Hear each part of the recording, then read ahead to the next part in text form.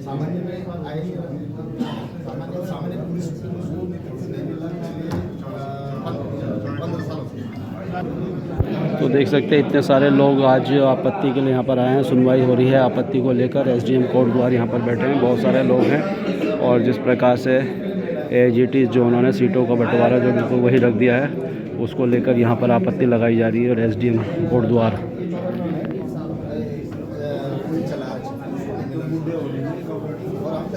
लेकिन जो हमारा आरक्षण हुआ है, क्योंकि जो आयोग जो गठित हुआ था। नमस्कार दोस्तों, स्वागत है एक बार फिर से आप सभी लोगों का कण्वा नगरी लाइव में। और नगर निगम के चुनाव, उत्तराखंड में नगर निकाय के चुनाव बिल्कुल नज़दीक हैं। और अगर कोटद्वार की बात की जाए तो कोटद्वार में जिस प्रकार से 40 वार्ड हैं और जो समीकरण 2019 में थे, जिस प्रकार से सीटों का बंटवारा 2019 में हुआ था, उसको बिल्कुल एज इट इज़ इस बार भी 2024-25 के चुनाव में रखा गया है। और कहीं ना कहीं लोगों को जो बहुत सारे मेहनत कर रहे थे अपने वार्ड में और सोच रहे थे कि कहीं ना कहीं सीट जो है बदली जाएगी, कुछ सीटें सामान्य होगी, कुछ अनुसूचित जाति की होगी, कुछ महिलाएं होंगी, इस प्रकार से अपने अपने समीकरण सभी बना के बैठे थे। पिछले 4 साल से अपने अपने वार्ड में मेहनत कर रहे थे, तो उनको कहीं ना कहीं निराशा हाथ लगी है। और आपने देखा होगा कि कोटद्वार तहसील में मैं इस समय हूँ। एसडीएम के पास इन्होंने अपनी आपत्ति दर्ज करवाई है, एसडीएम कोटद्वार के, और आज यहाँ पर सुनवाई भी है। तो आइए बात कर लेते हैं किस किस वार्ड से ये लोग आए हैं और क्या आपत्ति इनकी है। सर, कौन से वार्ड से हैं आप? 39 से। तो क्यों आपत्ति आपने दर्ज की? हमारे वार्ड में तीसरे बार मतलब ये आरक्षित सीट की गई। पहले प्रधान की थी, उसके बाद मतलब पार्षद की थी, अब तीसरी बार फिर महिला आरक्षित सीट घोषित कर। 2012 में जो प्रधान की सीट थी वो महिला आरक्षित थी। उसके बाद 19 में जेंट्स थी पर आरक्षित थी। और इस बार मतलब फिर वही आरक्षित 2019 वाली जो बिल्कुल, जबकि हमारे वार्ड में मतलब 70% लोग सामान्य जाति से बिलोंग करते हैं।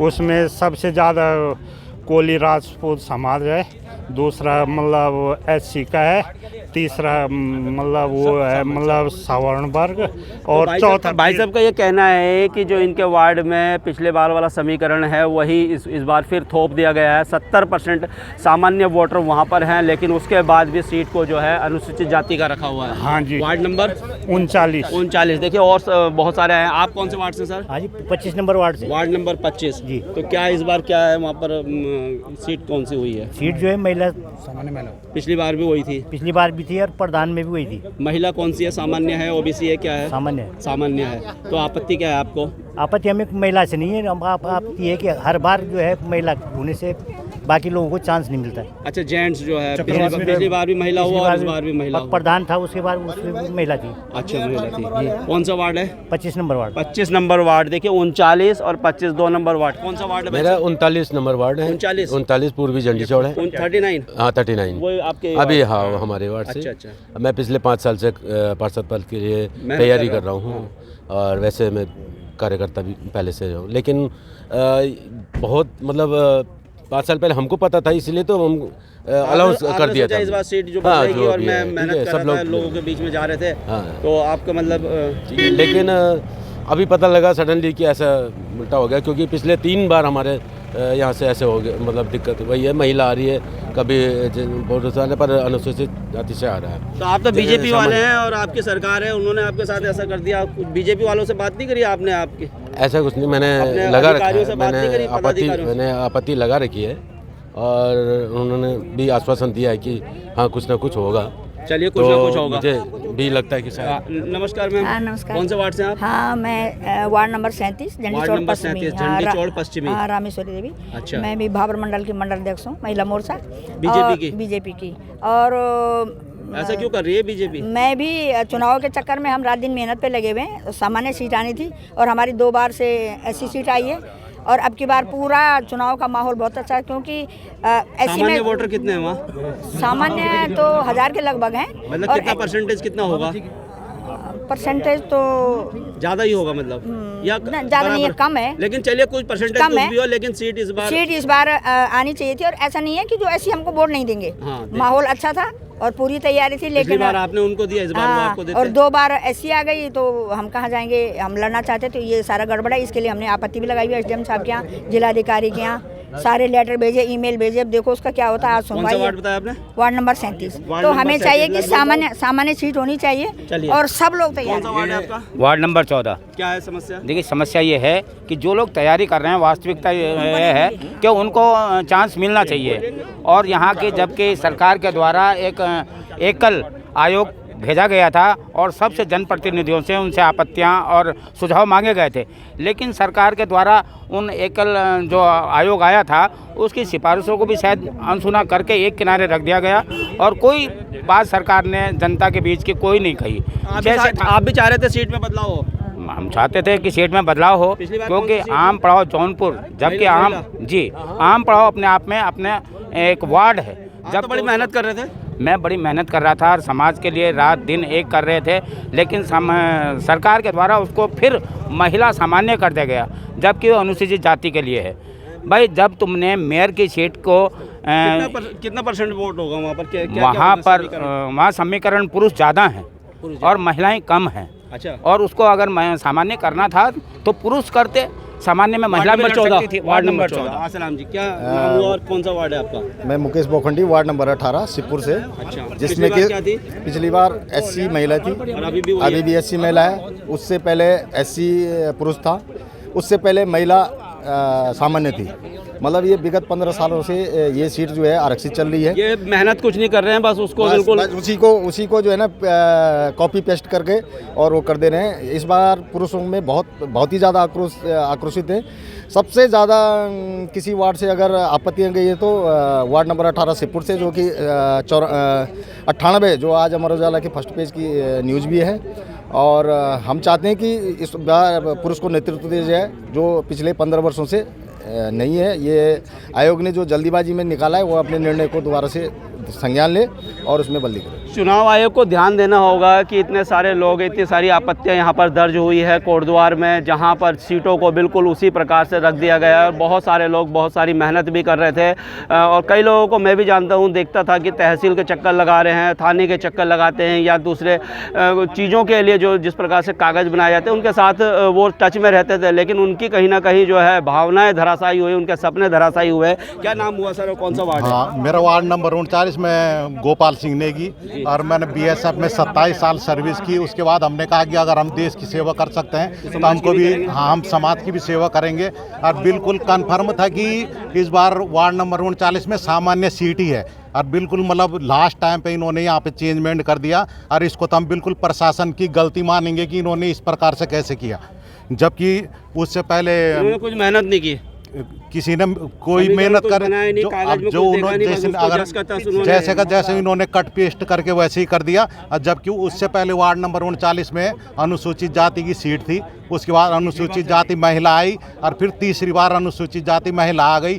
तो सामान्य सीट वालों के लिए कोई जगह नहीं है क्या? या फिर ये प्रशासन क्लियर घोषणा कर दे कि यहाँ की सामान्य सीट कभी ना आएगी? जब उनको 2 साल से दे रहे थे तो अब की बार सामान्य कर बिल्कुल सामान्य आनी चाहिए। सामान्य सीट का बिल्कुल जो कंटिन्यूशन में चल रहा था 26 सालों से, जो 26 सालों से चल रहा था, उसी हिसाब से अगर ये सीट देते तो इस बार सामान्य सीट आनी थी। हमें किसी वर्ग विशेष से कोई भी परेशानी नहीं है और उसमें बिल्कुल ये आना चाहिए, बदलाव होना चाहिए। बिल्कुल बदलाव। चलिए, और कोई है यहाँ पर आपत्ति वाला? सर एक और चाहते हैं जी बताइए। कि मैं चाहती हूँ कि अगर सरकार को किसी को प्रॉब्लम है तो वो क्षेत्र में जाके हम चुनाव के लिए तैयारी करें तो देखिए कि किनका समीकरण ज़्यादा है। कागज ही नहीं देख रहे क्षेत्र में, कागज नहीं देख रहे। और हमारे यहाँ तो सब लोगों का कहना है, उसमें SC से मतलब नहीं, जो जिस भी जाति वर्ग के लोग हैं उनका कहना है कि इस बार सामान्य सीट महिला आनी चाहिए थी। और सब मेरे साथ हैं और सब आक्रोश में इस टाइम।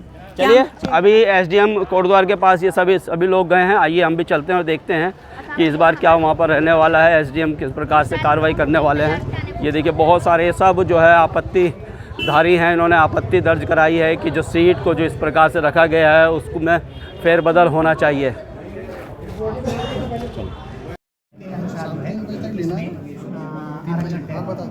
क्योंकि हम नियमावली के बाहर तो जाने से नहीं, टर्न नहीं, जो इसमें नियमावली में आया है इस बार, जो उन्होंने ये नियमावली देखो ये 12 दिसंबर 2024 की नियमावली। पिछली बार ऐसी महिला थी तो इस बार फिर नियमावली के बारे में लेकिन नियमावली के अनुसार उन्होंने कोई फेरबदल नहीं, ये 2024 का है। 12 दिसंबर 2024 की नियमावली का है और 12 दिसंबर 2024 की नियमावली के अनुसार जो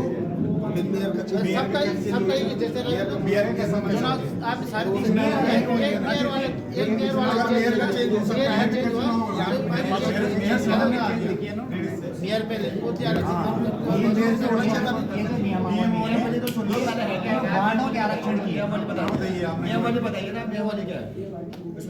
नियमावली में ऐसा क्यों है, क्यों आरक्षित हुई है, कौन से नियम के तहत?